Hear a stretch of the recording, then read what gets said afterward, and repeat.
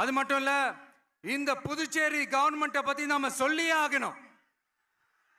இது டெஃபினட்டா தமிழ்நாட்டில் இருக்கிற மாதிரி நம்ம திமுக கவர்மெண்ட் மாதிரி கிடையவே கிடையாது.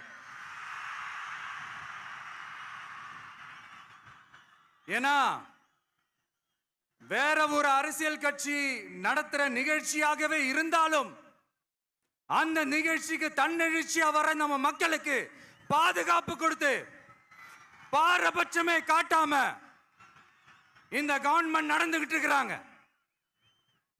அப்படிப்பட்ட இந்த புதுச்சேரி கவர்மெண்ட்டுக்கும் நம்ம புதுச்சேரி சிஎம் சார் அவர்களுக்கும் இந்த நேரத்தில் என்னுடைய மனப்பூர்வமான நன்றிகளை தெரிவிச்சுக்கிறேன். இத பார்த்தாவது தமிழ்நாட்டில் இருக்கிற அந்த திமுக கவர்மெண்ட் கத்துக்கிட்டா நல்லா இருக்கும்.